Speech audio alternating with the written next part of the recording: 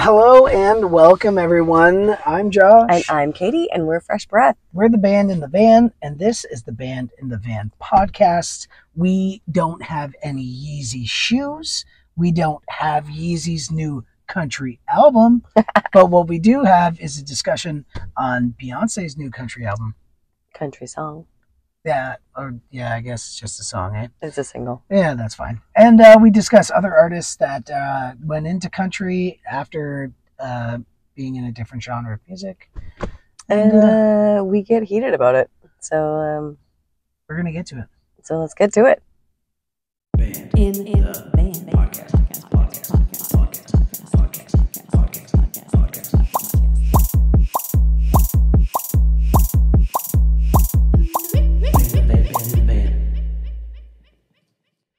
Hello, everyone. Hey. This is episode 12 already of the Band in the Van podcast. Woo.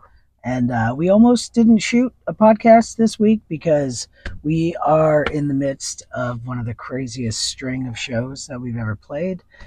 We have 15 shows in a row, and we are 3 shows deep. Yeah. And but we figured that you can't not do it. We've got, this is like serious content we're bringing you I guys. know. We understand that, you guys will miss this if we take a week off. It's full of double negatives, so our English is not very correct. It's also full of really raspy sounding Katie and I. We've been singing a lot. And we're a little tired, but let's cheers to that. Cheers to being busy on the road. Being busy, working our asses off, and the journey is usually the part that you remember anyway. The reason that we could not skip this week is because Kanye West is putting out a country album, and we need to talk about it. I'm just joking. Just kidding. It was Beyonce that put out a country album, but what's stopping? She put out a country single. I think there's 2 songs. 2 songs. I don't know if it's going to be an album. Have you seen the album art? It's like a country hat, cowboy hat, and then she has like a plate of gold, like heart, silver over heart. her vagine, over her vagine.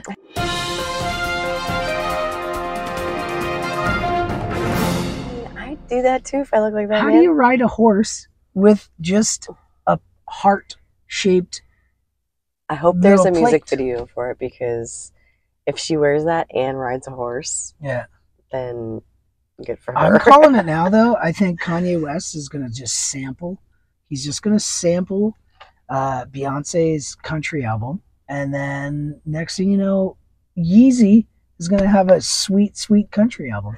So obviously we're in Texas, and there's a lot of country music down here. Yeah. And as you guys know, most of our listeners, watchers, viewers, you guys know that we don't really do a lot of country. When we came down here last year, we learned one country song. We learned Tennessee Whiskey, and we've almost been phasing it out because it's like one of those songs that's really overdone here. It's overplayed. But we like the song. We do a really good job of it, I think.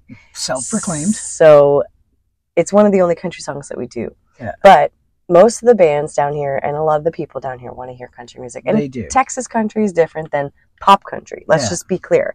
And I like older, Texas style country. I think it's great. The Willie Nelsons. There's a lot of it that's excellent. It's heartbreak. It's 3 chords and the truth is what country is. And it's turned into something else these days. The bro country and the pop country. We've talked about this before with the pop country. We have. But so it's just changed a lot. And I think this is the epitome of a big star going country. Yeah, like the Beyonce doing a country. I was just reminding Josh, so I am a fan of Beyonce. Don't get me wrong. I think she's fabulous. And I loved her album Lemonade. I think it was a really, really great album. Yeah. And there's a song on there called Daddy Lessons, and that's kind of like a little bit of a clue that she could have done something like this, a country song. Yes. But that song seems like more of an honest, true depiction of something she would have written. Yeah. Whereas this song, Texas Hold'em, I think it's called. Yeah. Well, it was just written by seems a like bunch of Canadians. a bit of a pander, like Totally. you know, like Diving into the pop country I world. feel like she just did it for the popularity, for the streams and for the money. 100%. Whereas I don't think with Daddy Lessons, which was like a B-side song on Lemonade, Yeah. that I don't think she was doing that for the popularity of it. I think No. she just did it because she's from Texas, she's from Houston, and it's a little bit of her roots. Probably it's probably a song about, you know. But she is not the first one to do this. The guy from Default, you know, the rock band Default, the lead singer of that, he went country and is like doing better than ever after that. And then also Darius Rucker from Hootie and the Blowfish. You know, what's a couple of their big songs? I was singing one earlier. It's like, how long we were here? Looking for a girl like a yeah. Anyway, so he did huge with those guys, but then he unleashed the plague of all songs onto the world. And yeah, he breathed the plague of Rock Me Mama Like a Wagon Wheel onto the world. You know, like Old Crow Medicine Show did a great version of it. Old Crow Medicine Show did a great version of it, and it was relatively unknown. Like Bob Dylan wrote that song. It's a great song. That's true. But like, we know how you feel about Bob yeah, Dylan. well, like, we don't have to get into that. But the thing is that like Old Crow Medicine Show, like 15 years ago now, 20 years ago, did like a great version of that. And it was relatively unknown, and it's a great song covered by a really good band that's kind of indie.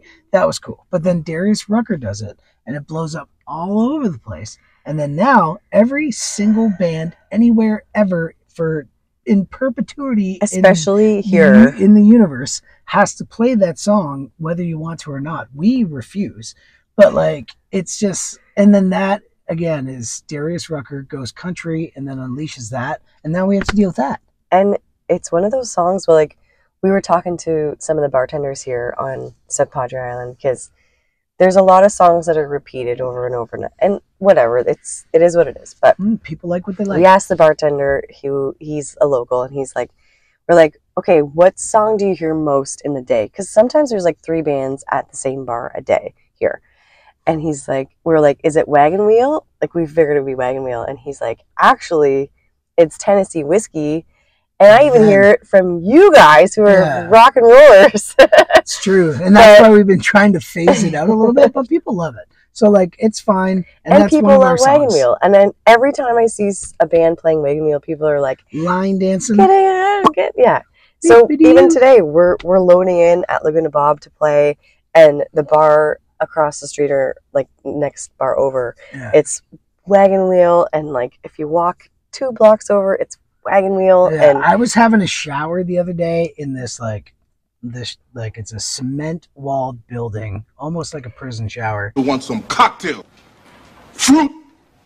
And there was a band playing down the beach, and the wind was blowing just so that it was just like, rock me mama like wagon wheel. And I was trying to wash it off of myself with soap, and it doesn't come off. No, it never comes off. It comes back. It's like the herpes of music. It is. Like I said, it's like he unleashed. But maybe one day it'll disappear. I don't know. It's like we were talking about this. So other bands that went country that really weren't, like Lil Nas X with Old Town Road. Old Town Road. What happened to that? When's the last time you heard that song? It was on the radio. It was everywhere for a year, like a good 2 or 3 years. But then it's gone. And you know why? Because it didn't have staying power. And the reason it didn't have staying power is because you're just writing to, I'm being positive. Yeah. It's fine. People like what they like, and it's not a big deal. The thing is that I think if you we talked about this on a podcast, just either last one or the one before. If you're trying to make art for other people, it will not stick around. It won't. It just won't. The songs in the 70s that are still being played to this day, everywhere on the radio, there's no way Zeppelin was in a room going like, I hope that people line dance to this song for the rest of time. They were making that music for themselves. That's true. And it has staying power. That's so true. like Lil Nas X, sorry buddy, no staying power. And I'm not saying that we do either. It's not like I'm like, our songs are going to be around in 60 years. No. It's just a matter of like pop culture is crazy right now with pumping out these bro country songs that just, they're around for 2 weeks and then they're gone. Yeah. And then the same thing's happening right now. Every single TikTok, every single It's YouTube all short, Beyonce. it's all that Beyonce song. Everybody's jumping on it. It's And in 6 so weeks, crazy. it's going to be Yeezy's remix. Yeah. Well, and the reason I wanted to talk Ain't about no this Texas too is because Hold'em. we were like, what are we going to talk about this week on the podcast? And we were kind of like, well, all I've been hearing lately is this Beyonce's Texas Hold'em, and to be honest, I listened to it without Josh the first time, and I liked it. I instantly thought it was pretty good. Perfectly decent. And then I noticed that like everything I was seeing had this song behind it. People were doing like a dance to it. Yeah. So I talked to a couple people here about it just to like feel it out. And I asked this couple about it at the bar. We were talking about music, and I said, "Hey, did you hear the new Beyonce country song?" And they were like, "Oh, don't even go there." Like, so people, like a lot of locals or country music fans, are not okay with it because they are kind of like, I don't know, pissed that Beyonce is like taking over country music. Yeah. And there's like, it doesn't represent what a lot of people think of as country music here, especially. And so there was like this whole like weird like little like heated argument thing that we had. I didn't really get into it, but I was just like, oh, okay, interesting, like perspective. Very upset. And apparently they brought it up too that there was like a radio station that refused to play it. And I think they got mixed up about why. Yeah. But I think the radio station was like in Oklahoma. Someone had requested it, and they said, "Sorry, we don't play Beyonce. It's a country music radio station." And they're like, "Well, no, she put out a country song," but the people didn't know because they weren't following Beyonce because she's not a country artist, right? Yeah. So, anyways, this radio station was called racist and all these things because they wouldn't play it. But meanwhile, they just didn't know because Beyonce is not typically a country artist, right? So they weren't following that she had put out this new country song. I think they're playing it on all the stations. To me, it's just a slippery slope because Beyonce is like, I'm going country. Look at them boots, right? Country, look at them boots.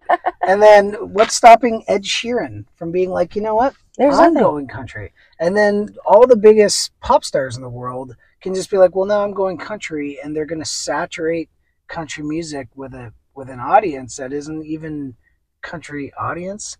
I don't know. I just feel like I never thought I'd be defending like the honor of country music, but I feel like it needs to be because we watch a lot of YouTube Rick Beato, and he does a lot of like trending report YouTube videos about like what's becoming popular, and he pointed out that what was popular in the last couple of years was like rap and R&B, and that has like slowly declined, and country and rock music is kind of on the rise. Yeah. So it makes sense that Beyonce would be on top of that trend. Yeah. Because let's be honest, she's not stupid. Let's be honest. She's not stupid. She's just gonna do, the next trend or whatever, and like I said, she's kind of hinted at that before. Yeah. So it's not really a huge surprise, but no, but it's fine because like Jay-Z's doing one next, and then Kanye already put one out. Kanye already put one out. Yeezy's got one out, and then Ed Sheeran's is coming next. I heard that Pink is gonna do one. I guess like why not? Like you can. There's no rules. There's no rules. You can do whatever you want. There's no rules at all. But I just feel like it just falls into. When does it all start to just be pop again? And then or like whatever. Like if it's popular, then it's pop. It's not country anymore. Yeah, I don't guess. I don't know. I just feel like I'm like defending the like roots of country music, of like the way the songs are written. Like what's his name? I was talking about Zach Bryan. Zach Bryan. Like Zach Bryan is, in my opinion, the epitome of what country music is. It's a guy who's been through some stuff. He writes the songs. Jason Isbell, country music. even though it's kind of a little more rock, Americana. But the guy writes the music. He's been through the stuff. That's what it's supposed to be. It's supposed to be honest and true. That's what country music is. It has been 3 chords in the truth since the beginning of country music.